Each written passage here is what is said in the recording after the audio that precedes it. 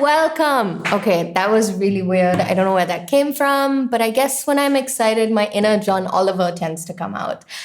Anyway, I am excited because internet, and you heard it here first, the traditional South Indian brewer is actually an excellent brewer of choice for specialty and super specialty coffee.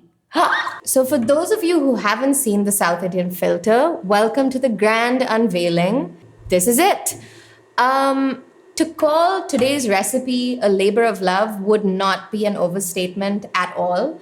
It has taken us the better part of 2 years, but my own journey with the South Indian filter probably began 10 years ago when I was in London, feeling particularly nostalgic and wanted to brew myself a nice cup of coffee like I had grown up knowing. So I did what everyone does and I called up my mom, and I don't know if it's just my mom, but her recipe went something like this. Use a couple of spoons of coffee powder. Okay, mom, any kind of coffee powder? No, just whatever you like, anything you have at home. Okay, add a little bit of water, hot water, wait a minute, and then add the rest in. I think she may have asked me to add a pinch of love, but a dash of hope may have been more fitting. So I tried to replicate it and did what she said, and it pretty much filtered down like a tap. So I got frustrated, asked my grandmother for her recipe, and this time around the coffee didn't drain at all. So I gave up because I didn't need a coffee brewer to make me feel stupid. I do that pretty well on my own. Raghunath, on the other hand, decided to take it up as a challenge, look at it as something he wanted to overcome, and he stuck with it every day for almost 2 years. And I got to be the fun guinea pig. So I've tasted over-extracted coffee, under-extracted coffee, barely extracted coffee, and finally a really, really good cup of coffee. So after so much trial and error and testing and retesting, when we arrived at a recipe that brewed an excellent cup of specialty coffee, it wasn't just the quality of the coffee that got us excited. It meant that this traditional brewer that's becoming rarer and rarer to find, even in South Indian households, is actually still relevant today. And there's no reason that the South Indian filter cannot hold its own amongst the likes of the V60 and the AeroPresses. And it deserves to be in your households amongst your coffee brewing equipment and in your coffee brewing station. So if you stick around till the end of the video, we'll be brewing a slow espresso with the South Indian filter and pouring ourselves a delicious piccolo. And hopefully that's going to persuade you that this South Indian filter deserves to be more ubiquitous, not just in India, but everywhere around the world. So to say that I'm excited about this video would be a huge understatement. And like Namisha mentioned, this has been in the works for nearly 2 years now. And there's been a lot of frustrating moments with this brewer here. And we've tweaked this recipe multiple times to get it to a point where we're able to easily repeat it every single time. And we're super, super excited to share this with you today. So to tell you a little bit about what we're doing today, we're going to be brewing something that we've termed a slow espresso using the South Indian filter.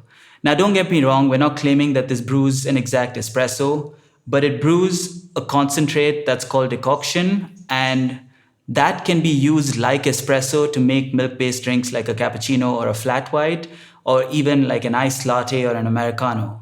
And that's what makes this so exciting, because there's no electricity, there are no paper filters, and there's no additional elements. It's just this. And I'm going to show you the parts that it's made up of. It's got a lid. It's got this, which is a critical piece. We'll call it the tamper for now, and I'll tell you what we're going to do with this. The top chamber is the filter chamber, and it's got holes in the metal. You put the coffee in here, and the water drips through, and that's it.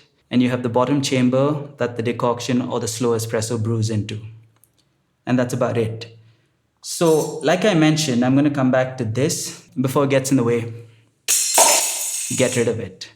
Because not only will it ruin the brew, it's made so badly, it'll cut your hand and you'll start bleeding. It's happened to me. So coming to the equipment that you'll need to do what we're doing today, start with fresh, high quality coffee and grind it to an espresso grind size. To show you the grind size, It's just a little coarser than talcum powder, which would be Turkish grind, and this is espresso. I know we go on and on about grinding fresh, but it's super important and we can't stress that enough. So that brings me to the second item that you'd need is a grinder. And this allows you to grind fresh. The only catch here is to get a grinder that goes down to the espresso fine side of the grind settings. Next, get a chopstick or a small fork or something. We're going to be using this to distribute the coffee before we brew. It's a critical step to this recipe, so make sure you have that. You'll also need scales. These are coffee scales, which means nothing other than the fact that it has a timer built in. So you can just use normal kitchen scales and use a stopwatch. We need this to weigh the coffee and weigh the water that we're pouring in and also time the entire brew. You need a kettle of some sort. We're using a gooseneck kettle today because it just allows you to control the pour and the flow rate better. It's nice to have, it helps, but it's not necessary. You can brew with a regular kettle. And lastly, obviously, we need the South Indian filter.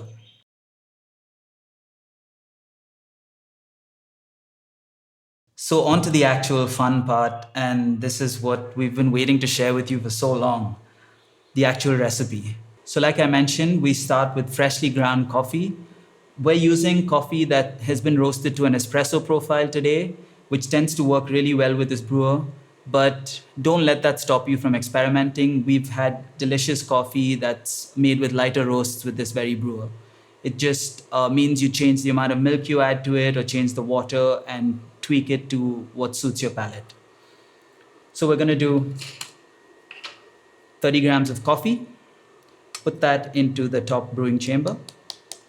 So the next step in this process is to distribute, which is why we're using this nifty chopstick.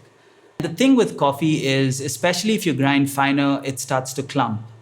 And you want to get rid of all of the clumps as best as you can, and we're going to do that with this. Just stick it in the bed of coffee and move it around. Make sure you hit all of the pockets. And once you're done, your bed should look roughly even like this. And now we're ready to brew. The first step of brewing is the bloom. And we're going to bloom with double the amount of coffee that we have here, so 60 ml of water. The total recipe is going to use 180 ml of water.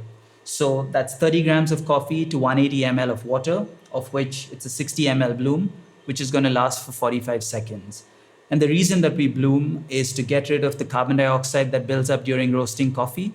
So once that's expelled out rapidly in the bloom phase, you can then continue brewing and it won't hinder with the brewing and extraction process. So one thing I wanted to touch upon before I do the actual bloom is water temperature, which is quite important for this brewing method. So we're using water that's between 80 to 85 degrees Celsius. And if you don't have a thermometer at home, let your water boil and then let it sit for a few minutes, and that should bring it down to your 85, 90s. The reason that we're brewing at this temperature, which is a bit lower than some other brewing methods like the pour over or certain AeroPress recipes, is because the water stays in contact with finely ground coffee for a long time. And the higher temperature could yield over extracted and overly bitter flavors, which could be undesirable in the cup. Cool, now that that's out of the way, let's get to the bloom. Tear your scales, and as you start pouring, start the timer.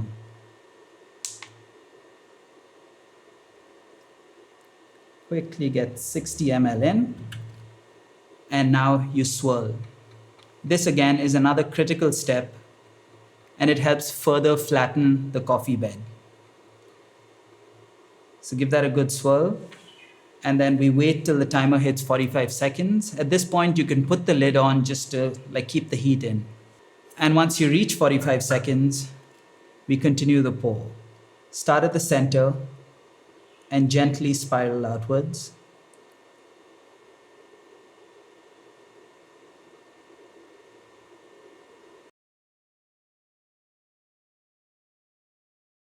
Making sure that you're not pouring too aggressively, as that would disturb the coffee bed. And lastly, we finish off with another swirl and we put the lid on. So that's it. We're done. And now we wait because we're into this phase called the drawdown.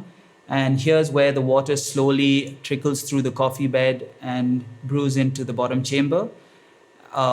This could typically take between 7 to 10 minutes for this recipe. So there are two reasons why this 7 to 10 minute window exists. One is the kind of coffee and the roast profile that you're using, because darker coffees tend to extract faster. So you may want to aim for a shorter brew time, and the opposite would be true for lighter roasts. The second reason would be your palate and the final recipe that you're using, which would be the amount of milk that you're adding or the amount of water that you're going to dilute it with. These two things would dictate whether you want your brew to be longer or shorter. So while we wait for the coffee to draw down and brew, I'd like to talk about the brew time, which is a touch longer with this brewer, and that may put some people off. But we've actually used this window as an opportunity to do a short meditation or a breathing exercise. So we'd like to encourage you to experiment with how you spend these 7 to 10 minutes and work that into your coffee ritual.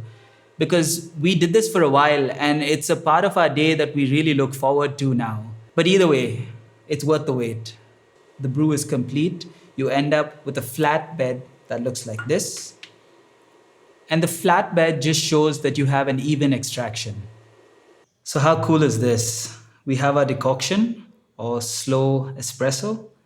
We have some cafe style textured milk that we've done with just a basic French press. And if you want to know how to do that, there's a link in the description below. Let's pour ourselves a piccolo. We've brewed 30 grams of coffee, so this is enough for two smaller cups of coffee or one big mug of coffee. We're going to be brewing half this amount, so just weigh out half the decoction.